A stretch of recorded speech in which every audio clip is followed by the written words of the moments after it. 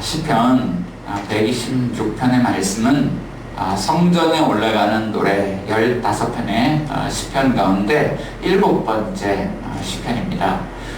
그리고 오늘 시편은 시제에 따라서 과거, 현재, 미래 이렇게 세 단락으로 나눠지는데요.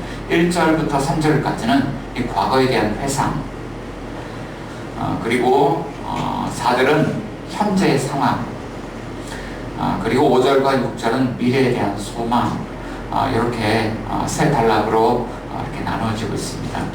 1절부터 3절까지의 말씀 가운데 보면 때를 강조하면서 이렇게 이야기해요. 그때를 생각합니다. 그리고 그때를 생각하면서 이런 고백들을 해요. 우리는 꿈꾸는 것 같았습니다. 우리의 입에는 웃음이 가득하고 우리의 혀에는 찬양이 가득했습니다. 우리는 기뻤습니다. 라고 이야기를 하죠. 그리고 그때 우리가 이렇게 기뻤던 이유를 이렇게 이야기를 하고 있습니다. 1절 말씀이 이렇게 시작되는데요. 여호와께서 시온의 포로를 돌려보냈을 때, 우리는 기뻤습니다. 라는 이야기를 하죠. 여러분이 오늘 이 시간까지 이렇게 지내오면서 여러분들이 꿈꾸는 것 같이 기뻤다, 이런 순간들이 여러분들의 삶에 있었습니까? 아주 환상적이고 꿈꾸는 것처럼 생신지 아닌지 잘 모를 정도로 너무 좋다, 행복하다, 이런 순간들. 자, 오늘 본문 말씀 가운데 이 성전에 올라가는 노래를 부르고 있는 이 시편의 저자와 이스라엘 백성들은 지금 그런 순간을 과거에 경험했는데 여호와께서 시온의 포로를 돌려보내실 때 그런 경험을 했다는 이야기를 하고 있죠. 오늘 본문의 시편은 이스라엘의 역사적인 배경을, 역사적인 사건을 배경으로 하고 있습니다. 이스라엘 백성들이 나라를 빼앗기고 바벨론에 완전히 멸망당하고 여기 있던 사람들이 바벨론에 끌려가서 노예가 되었습니다. 포로가 되었습니다. 종이 되었습니다. 자, 그런데 이 바벨론이라는 나라가 바사의 메대 왕이라는 사람한테 무너지고 나서 바사 메대의 고레스 왕이 무너지고 나서 이 고레스 왕이 신명을 내려서 이제 이스라엘 백성들을 다시 돌려보내는 거예요. 1차 귀환 때는 수룹바벨이라는 지도자를 중심으로, 2차 귀환 때는 학사 에스라를 중심으로, 3차 귀환 때는 느헤미야를 중심으로. 그래서 구약 성경 가운데 보면 오늘 본문의 말씀은 에스라서, 느헤미야서가 오늘 본문의 배경이 되는 그런 이야기들이죠. 그리고 바사의 고레스 왕이 이스라엘 백성들에게 조서를 내려서 명령했던 것은 이제 예루살렘으로 돌아가서 하나님 여호와의 성전을 재건하라, 무너진 성전을 재건하라는 명령이었습니다. 자, 그 명령을 받아든 이스라엘 백성들이 이제 고향에 들어와서, 예루살렘에 들어와서 무너진 하나님의 성전을 바라보면서 아픈 마음도 있었겠지만 그 성전을 다시 재건하고 재건된 성전에 나아갈 때마다 그들이 마음으로 기뻐하면서 과거에 하나님께서 행하셨던 그 사건을 기억하면서 하나님을 기쁨으로 찬양했다. 하나님이 우리에게 잃어버린 자유를 되찾아 주셨습니다. 다시는 돌아올 것 같지 못했던 이 나라를 하나님 다시 되찾아 주셨습니다. 이 고향 땅을 다시 밟지 못할 줄 알았는데 하나님께서 우리 아버지의 땅, 어머니의 땅을 다시 밟을 수 있도록 우리를 인도해 주셨습니다. 잃어버린 나라를 되찾을 때 매우 기뻤다는 고백을 하죠. 자, 그런데 4절과 5절과 6절 말씀 가운데 보면 금세 이런 기쁨은 근심과 염려로 변하는 것을 알 수가 있어요. 4절 말씀 가운데 보면요, 여호와여 우리의 포로를 남방 시내들 같이 돌려보내소서. 여호와여 우리의 포로를 돌려보내소서. 자, 우리는 돌아왔지만 여전히 바벨론 땅에 포로로 남아있는 우리 가족들이 있죠. 자, 우린 돌아왔지만 그들을 생각하면 가슴이 미어지는 것 같습니다. 그리고 5절 6절 말씀 가운데 보면 눈물을 흘리며 씨를 뿌리는 사람들, 눈물을 흘리며 씨를 뿌리는 삶을 살아가고 있죠. 인생이 매우 힘들고 고단해요. 다시 황폐화된 나라에 돌아와서 무언가를 재건한다는 것은 너무나도 힘들어요. 눈물을 흘리고 씨를 뿌리고 또 씨를 뿌려보지만 계속해서 눈물을 흘려야 되는 상황만이 이어지고 있습니다. 하나님의 은혜를 경험했지만, 그것 때문에 우리는 기뻐할 수 있지만, 현실의 상황을 보고 미래를 내려다보면 갑자기 암울해지는 그런 느낌을 가지게 되는 것이죠. 그런데 이 오늘 본문의 이야기는요, 오늘 지금 대림절을 보내고 있는 우리의 상황들을 그대로 보여주는 것 같아요. 예수님께서 이 땅 가운데 오셔서 십자가에서 우리의 죄를 대신하셨을 때, 그리고 우리가 그 복음을 믿고 구원받고 교회의 신자, 하나님 나라의 백성이 되었을 때, 우리는 그 구원의 감격들을 생각하면 기뻐하지 않을 수 없습니다. 오늘도요, 주님께 오심을 생각하면서 찬양하는 것이 얼마나 기쁜지 몰라요. 그렇지만 오늘 이 상황들을 지나가고 또 앞으로 내일이 다가올 내일들을 이렇게 생각하면 암울한 이 현실을 갖다가 어떻게 할 수 없을 때, 자, 우리는 또 마음이 금세 이제 가라앉는 것을 느끼게 되죠. 자, 그렇지만 주님께서 다시 오신다는 소망을 갖고 주의 날이 임한다는 것, 하나님 나라가 완성될 것이라는 것을 기대를 갖고 오늘 우리는 이 삶을 살아가고 있는 것입니다. 자, 이런 이 시기, 하나님 나라가 예수 그리스도를 통해서 이미 임했지만 아직 완성되지 않은 그 하나님 나라를 바라보면서 살아가는 오늘 우리 이 대림절 기간을 보내면서요, 오늘 본문의 시편의 상황을 놓고요, 우리의 상황을 바라보면서 거울같이 비추어 보면서 오늘 우리는 어떻게 살아가야 될지를 고민하는 거예요. 자, 본문의 시편 기자는 이미와 아직 사이는 우리를 향하여서, 대림절을 보내고 있는 우리를 향하여서 어떤 메시지를 건네줄까요? 하나님께서는 이 시인의 목소리를 통해서, 오늘 보면 시편의 이야기들을 통해서 우리에게 어떤 메시지를 들려주실까요? 자, 첫째로는요, 하나님 우리에게 이렇게 말씀하고 있습니다. 주의 나라가 임할 때까지 하나님의 은혜를 붙들고 기도해야 된다라고 우리에게 말씀하고 있습니다. 자, 주의 나라가 임할 때까지요, 하나님의 은혜를 붙들고 기도하라. 네, 오늘 우리 온라인 예배를 드리면서 스태프들만 이렇게 모여서 오늘 예배를 드리고 있는데요. 또 우리 화면을 보면서 함께 예배 드리고 있는 분들을 우리가 생각하면서 서로에게 이렇게 고민을 한번 해봤으면 좋겠습니다. 하나님의 은혜를 붙들고 기도합시다. 하나님의 은혜를 붙들고 기도합시다. 네, 우리가 주님 다시 오실 그날까지 우리가 해야 될 일은요, 하나님의 은혜를 붙들고 기도하는 것. 오늘 본문에 나오는 시편 기자와 성전에 올라오면서 함께 예배드리는 이 백성들은요, 하나님의 은혜를 붙들고 기도하고 있습니다. 오늘 본문 1절부터 3절까지 말씀을 같이 한번 읽어보도록 하겠습니다. 시작. 여호와께서 시온의 포로를 돌려보내실 때에 우리는 꿈꾸는 것 같았도다. 그때에 우리 입에는 웃음이 가득하고 우리 혀에는 찬양이 찼었도다. 그때 문나라 가운데서 말하기를 여호와께서 그들을 위하여 큰 일을 행하셨다 하였도다. 여호와께서 우리를 위하여 큰 일을 행하셨으니 우리는 기쁘도다. 자, 이들이 하나님을 예배하면서 가장 먼저 선포하는 것은 이것입니다. 여호와께서 시온의 포로를 돌려보내실 때, 여호와께서 포로되었던 우리를 이 시온으로, 예루살렘으로 돌려보내주셨습니다. 우리는 다시 돌아오지 못할 것이라고 생각했지만, 우리는 완전히 망했다고 생각했지만, 다시는 돌아갈 수 없다고 생각했지만, 우리를 돌려보내신 분이 바로 여호와 하나님이십니다. 이 고백으로 출발하는 것이죠. 어떤 사람들이 이렇게 생각할 수 있습니다. 그것은 바사의 고레스 왕이 이 정복 전쟁을 하기 위해서 그렇게 한 것이지, 또는 너희가 다시 돌아오지 못할 그런 상황이었지만 우연히 그런 상황이 일어난 거예요. 혹자는 그렇게 이야기를 할 수 있습니다. 자, 그렇지만 오늘 이 하나님을 예배하고 있는 백성들은 분명한 그런 신앙을 가지고 있죠. 이것은 고레스가 한 것도 아니고 우연히 일어난 것도 아니고 여호와께서 하셨습니다. 자, 오늘 우리가 이곳에서 모여서 많지 않은 인원이지만, 적은 인원이지만 이렇게 예배를 드리고 있습니다. 그런데 우리 이렇게라도 모여서 함께 예배 드릴 수 있는 것 누가 이렇게 했냐라고 했을 때 우리는요, 하나님이 하셨습니다. 예배 드릴 수 있도록 하나님을 인도해 주셨습니다. 이렇게 고백할 수 있는 것이죠. 자, 그래서 또 이렇게 고백하고 있습니다. 여호와께서 시온의 포로를 돌려보내실 때에 우리는 꿈꾸는 것 같았습니다. 그때 우리 입에는 웃음이 가득했고 우리 혀에는 찬양이 찼습니다. 가득 찼습니다. 라고 이야기를 하죠.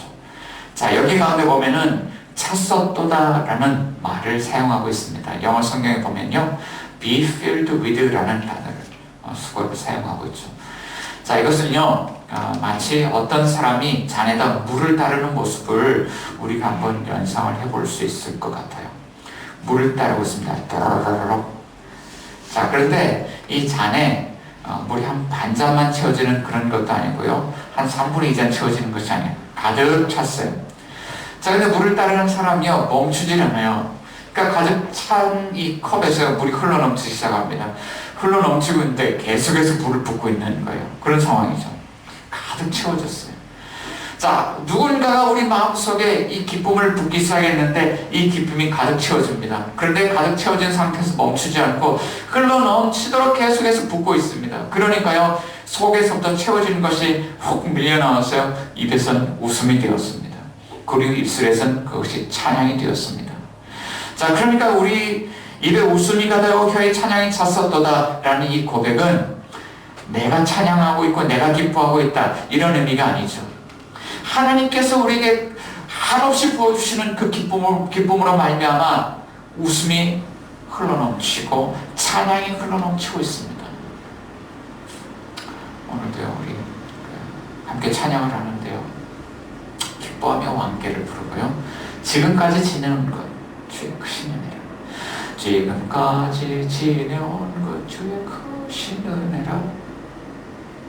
그런데 이런 것들을 생각하면요, 이게 뭐 옛날에 우리 그 할머니가 불렀던 찬송의 고백도 아니고 우리 아버지가 불렀던 찬송의 고백도 아니고 오늘 우리의 고백이 되어서 부르지 않습니까? 과거의 고백이 아니라 오늘 우리의 고백 속에서 흘러넘쳐서 찬양이 나온다. 그러니까 이 찬양도요, 하나님이 주셨습니다 라는 고백이에요. 자, 그리고 또 이렇게 고백을 하고 있습니다. 그때 문나라 가운데서 말하기를 여호와께서 그들을 위하여 큰 일을 행하셨다 했도다. 여호와께서 우리를 위하여 큰 일을 행하셨으니 우리는 기쁘도다. 그래요. 자, 그때 문나라 가운데서 자, 이스라엘 백성들이 아니죠. 이스라엘 백성들을 바라보았던 문나라 가운데 있는 이방인들, 열방들이 이렇게 이야기를 해요. 여호와께서 큰 일을 행하셨는데, 야, 그들을 위하여 큰 일을 행하셨구나. 자, 그런데 이스라엘 백성들이 이방인들이 하는 이야기를 들었습니다. 그들이 고향으로 돌아오고 있는데 이방인들이 이렇게 이야기를 했어요. 그랬더니 이렇게 대답을 하는 것이죠. 맞아요. 여호와께서 큰 일을 행하셨는데 우리를 위하여 큰 일을 행하셨어요. 자, 지금 이 백성들이 하나님을 예배하면서 하나님의 은혜를 붙들고 있죠. 하나님께서 하셨습니다. 우리가 한 것이 아니라 하나님이 하셨습니다. 그런데 하나님께서 일하시는 모습들을 보니까 하나님께서는 이 일들을 은밀하게 하시지 않고 공개적으로 일하시는 것을 보았습니다. 자, 문나라 이방인들이요, 하나님 하시는 것을 보고요, 이거 하나님이 하시는 거예요. 그리고 이 이스라엘 백성들도 그것을 깨달았다는 것이죠. 여기서 여호와께서 큰 일을 행하셨다라는 이야기를 할 때요, 하나님의 이름이 여호와라는 이름으로 표현되는 것을 볼 수 있습니다. 자, 이 이름은 어떤 이름이냐면 하나님께서 이스라엘 백성들을 하나님 백성으로 구별하시고 구원하시고 그들과 언약을 맺으셨을 때 하나님께서 그들에게 알려주신 이름이 여호와라는 이름이었습니다. 나는 여호와라, 여호와라, 은혜롭고 자비롭고 노하기를 더디하는 하나님이시라고 하나님이 알려주셨습니다. 그리고 하나님께서 이 백성들에게 말씀을 주시면서 너희가 이 율례와 규례와 법도를 다 지켜야하면 나는 너희의 하나님이 되겠고 너희는 나의 백성이 되겠다고 하나님께서 약속하셨죠. 언약의 하나님의 이름이 여호와라는 거예요. 자, 그 언약의 하나님이 하셨다는 거예요. 자, 무엇을 행하셨을까요? 하나님께서는 이스라엘 백성들을 부르셨을 때요, 이미 이러한 일들이 일어날 것을 미리 다 알려주셨다는 거예요. 자, 우리가 하나님 말씀대로 살면 어떻게 됩니까? 하나님 복 주실 것을 약속해 주시고, 근데 하나님 말씀대로 안 살면 어떻게 됩니까? 하나님께서 저주하신다는 것을 이미 말씀해 주셨죠. 레위기서, 신명기서, 이런 말씀이에요. 신명기서 29장 24절에서 28절 사이 말씀 보니까요, 하나님이 불순종하는 이스라엘 백성들에게 행하실 일들에 대해서 이렇게 이야기를 해요. 여러 나라 사람들도 묻기를 여호와께서 어찌하여 이 땅에 이같이 행하셨느냐, 이같이 크고 맹렬하게 노하심은 무슨 뜻이냐 하면, 그때 사람들이 대답하기를 그 무리가 자기 조상의 하나님 여호와께서 그들의 조상을 애굽에서 인도하여 내실 때에 더불어 세우신 언약을 버리고 가서 자기들이 알지도 못하고 여호와께서 그들에게 주시지도 아니한 다른 신들을 따라가서 그들을 섬기고 절할 까닭이라. 이러므로 여호와께서 이 땅에 진노하사 이체 기록된 모든 저주대로 재앙을 내리시고 여호와께서 또 진노와 격분과 크게 통한하심으로 그들을 이 땅에서 뽑아내서 다른 나라에 내던지심이 오늘과 같다리라. 자, 하나님보다 이방 나라의 신들을 더 사랑하는 이스라엘 백성들, 배신한 이스라엘 백성들을 하나님이 내던지셔서 바벨론의 포로가 되었다. 그것이죠. 자, 그런데 하나님께서는 이 저주에 관한 말씀만 하시는 것이 아니라 복에 관한 말씀도 하셨어요.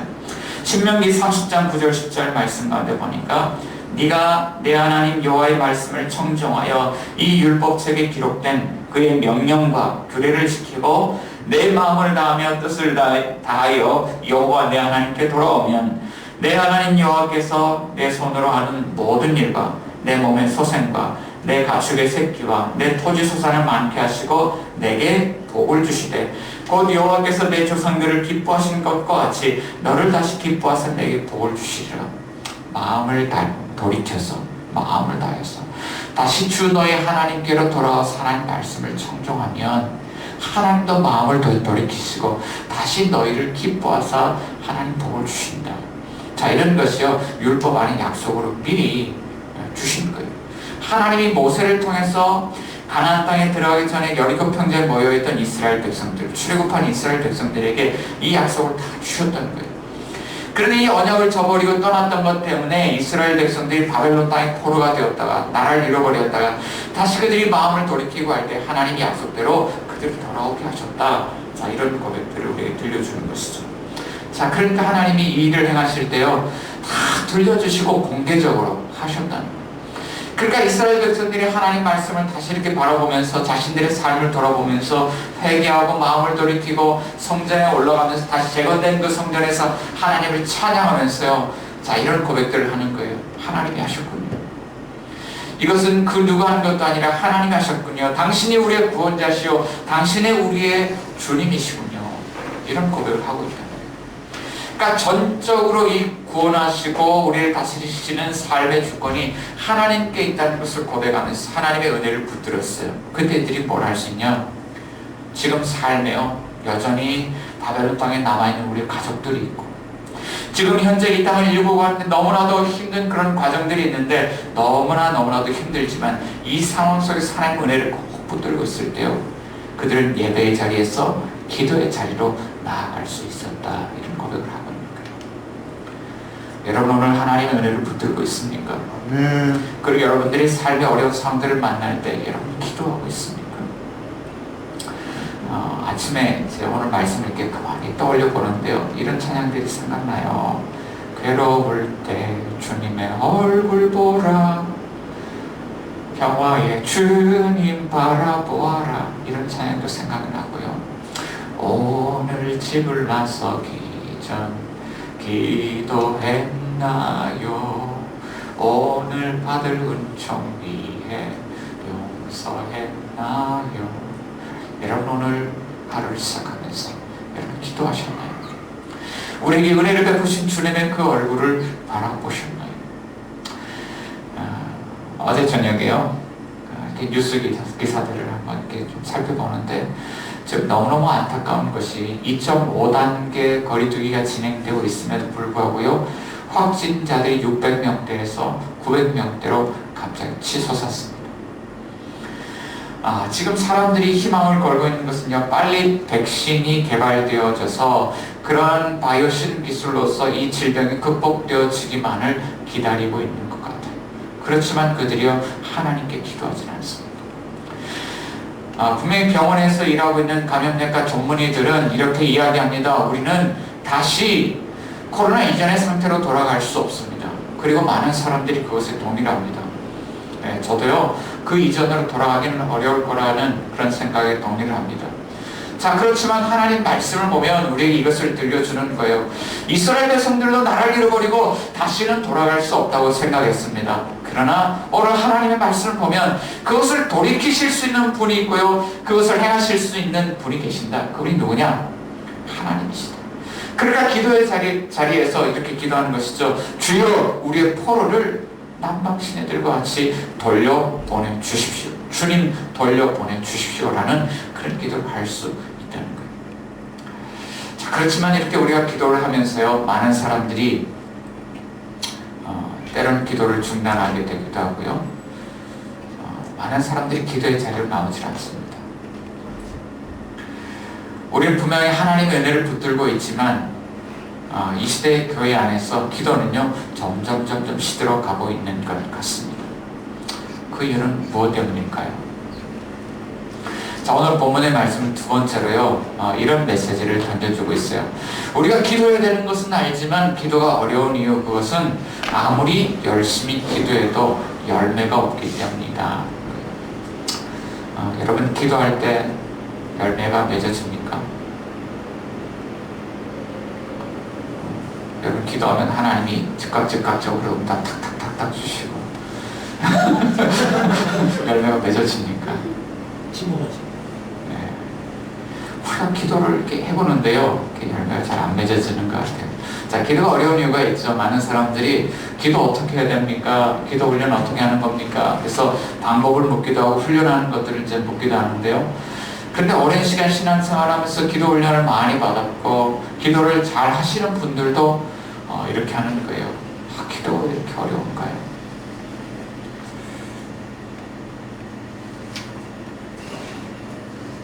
자, 오늘 본문은요 그것을 보여줘요. 4절 말씀 가운데 보면, 자, 당시에 이 기도를 드렸던 그 시인과 이스라엘 백성들의 기도 소리를 잘 들으면서 4절 같이 한번 읽어봅시다. 시작.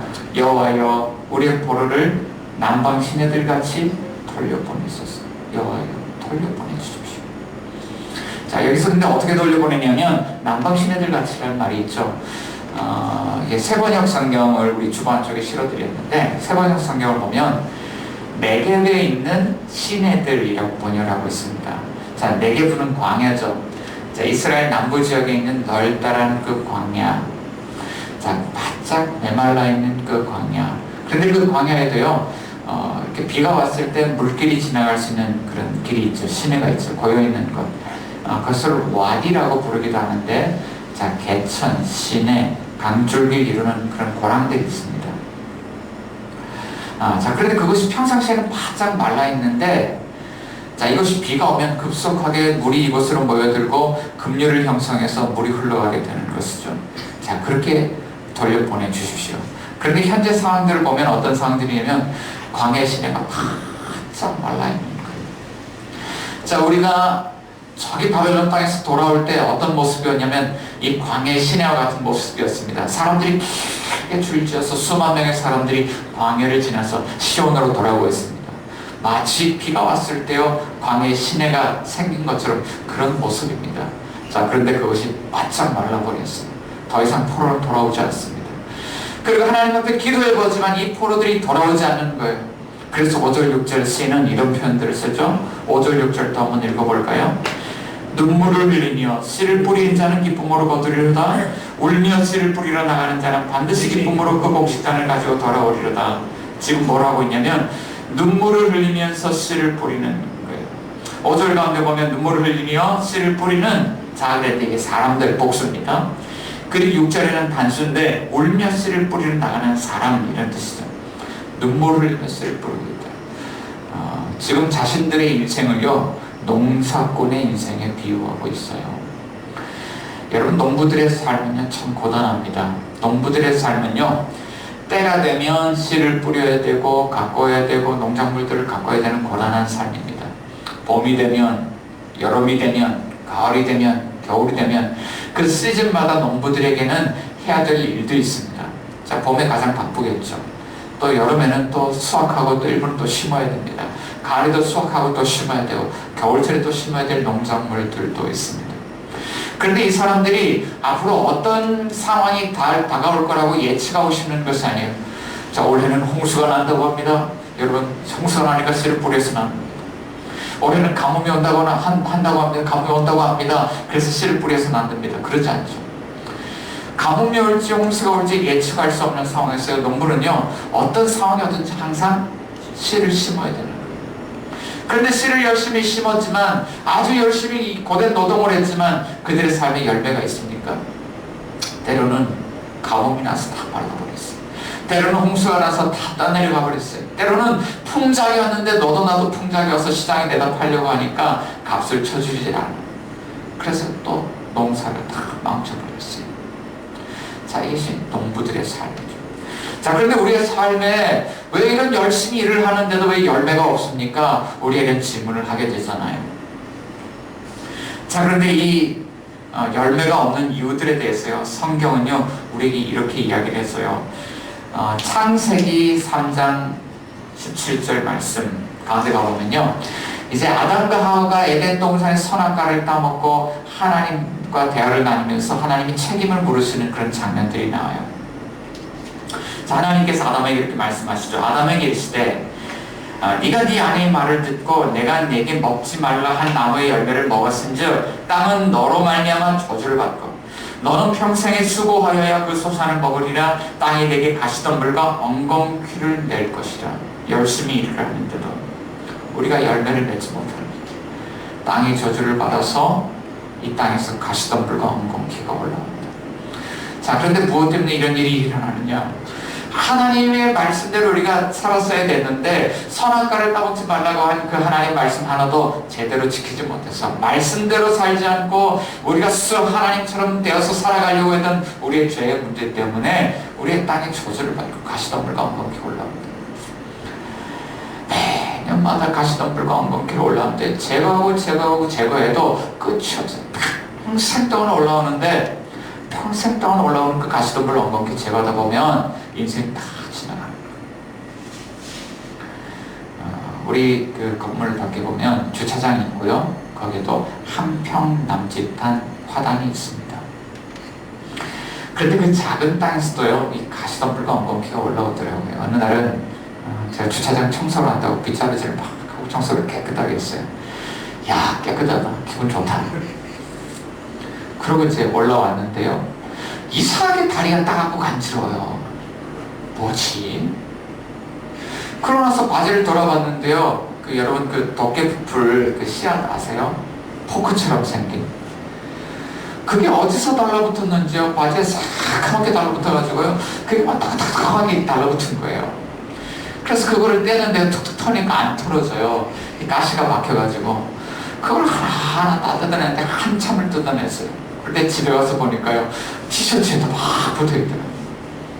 그러니까 우리 이제 여기 한평 남짓한 그 화단에 도깨비풀 같은 게 올라왔는데 아주 갈색으로 바짝 말라있어요. 그런데 이거 누군가는 이것을 툭 건드려가지고 그 씨앗이 떨어지기만을 이제 기다리고 있는 상태인 거죠. 그래서 제가 청소하면서요, 옷으로 쓱 훑고 지나가는 거예요.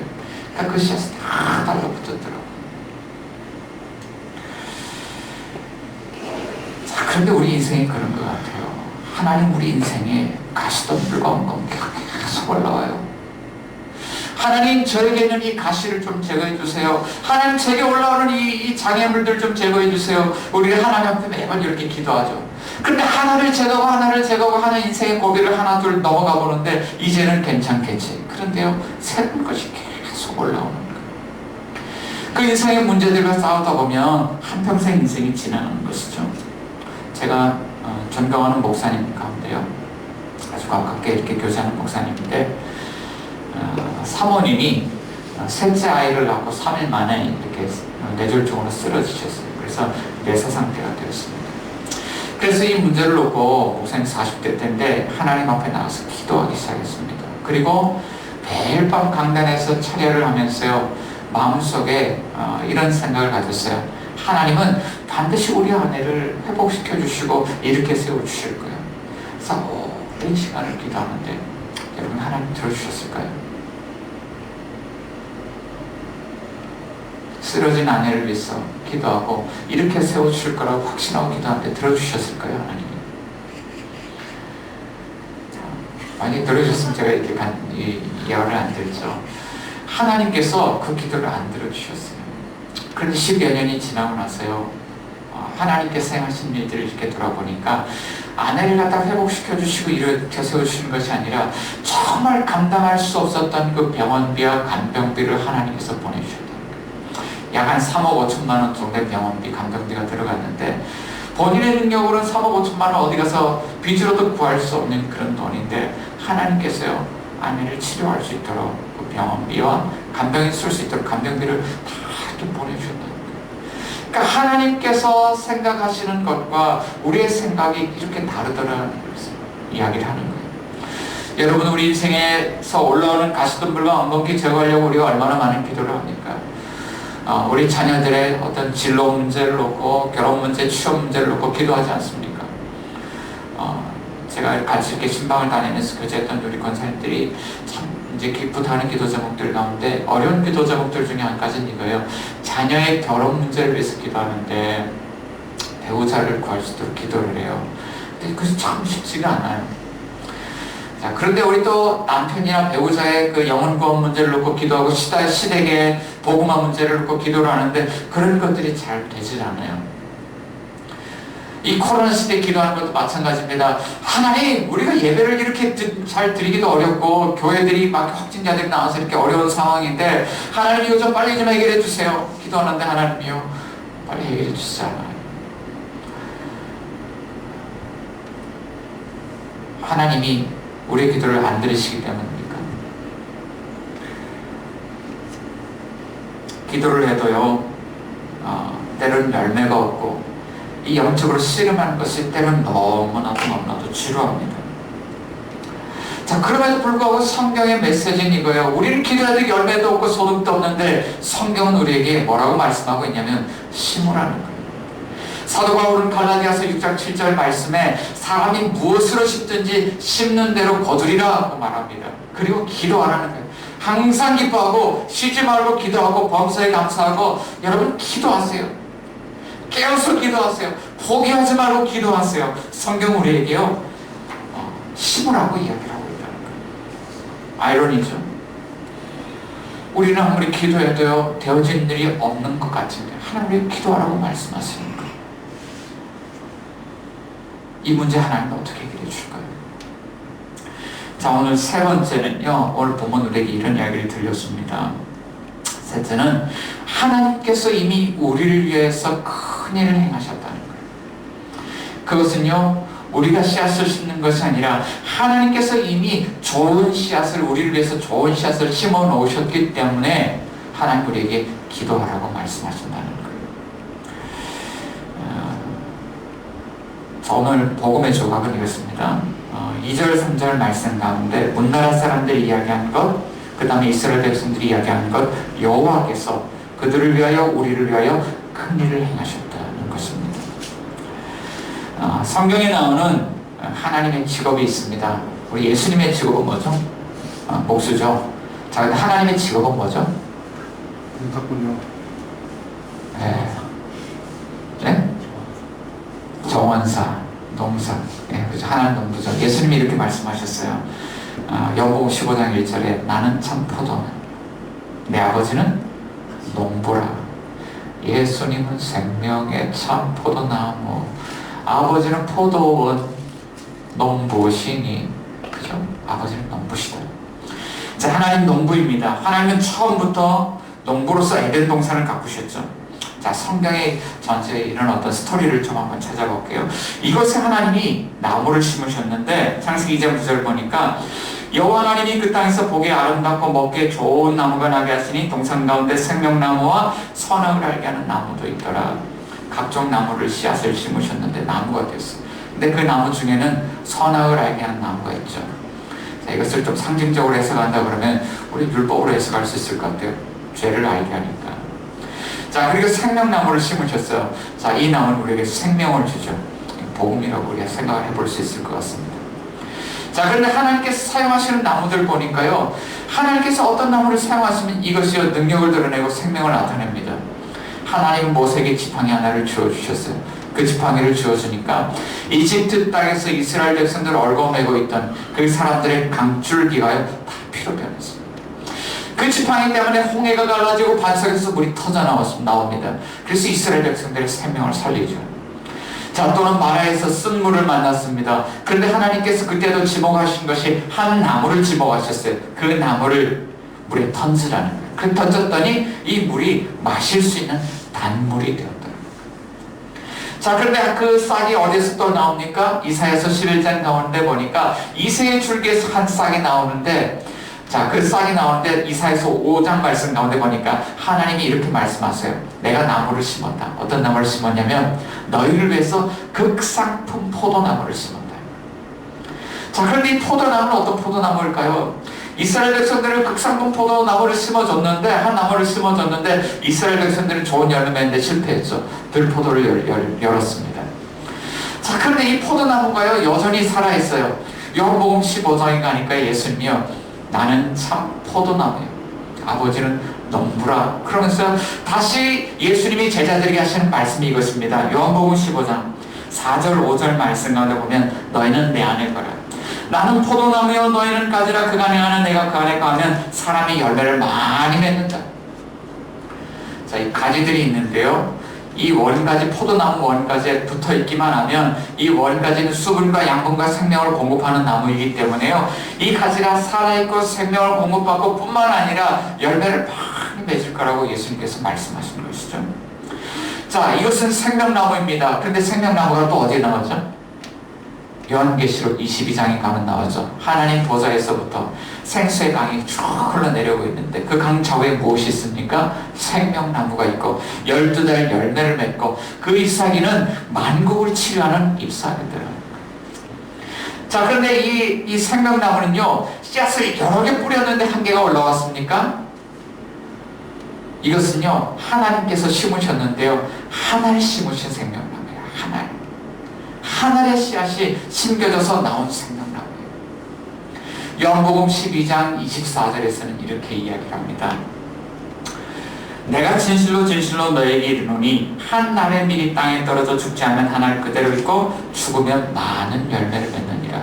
자, 하나님께서는요 많은 씨앗을 뿌리는 분이 아니에요. 얼마나 대단한 농부냐면, 보통 농부들은요 씨앗을 많이 뿌려서 열매를 많이 맺어서 그 중에서 좋은 열매를 거둬가거든요.